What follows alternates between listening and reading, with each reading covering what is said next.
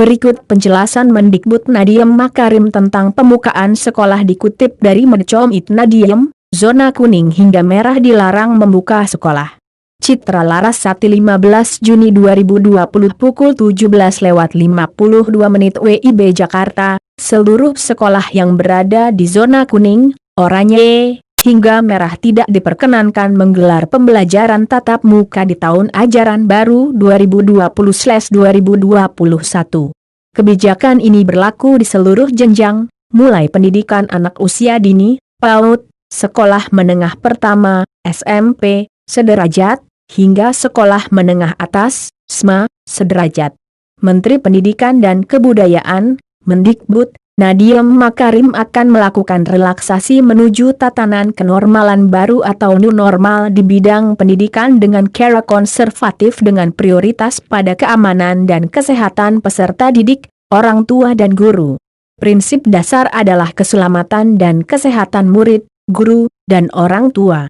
Relaksasi dilakukan dengan cara konservatif, menggunakan cara terpelan dalam membuka sekolah sehingga keamanan diprioritaskan, kata Nadiem dalam konferensi video tentang pengumuman kebijakan sektor pendidikan di masa pandemi COVID-19, Senin, 15 Juni 2020.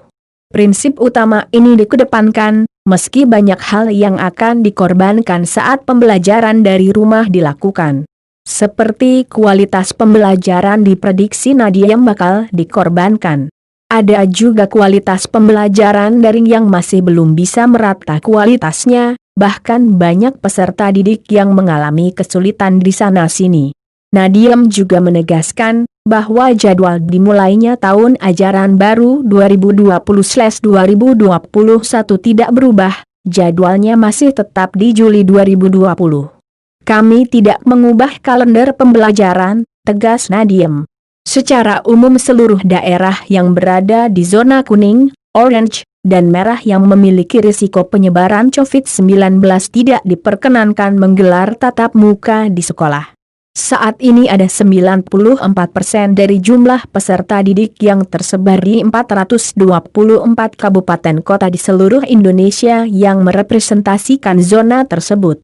Peserta didik yang berada di zona tersebut tidak diperkenankan menggelar tatap muka.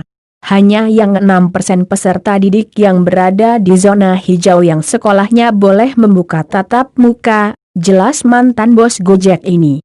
Meski begitu, sekolah yang berada di zona hijau pun tidak dapat begitu saja membuka kegiatan pembelajaran tatap muka. Sekolah masih harus memenuhi persyaratan berlapis dan protokol yang sangat ketat. Untuk membuka tatap muka, sekolah di zona hijau harus mendapatkan persetujuan dari pemerintah daerah setempat, tegas Nadiem.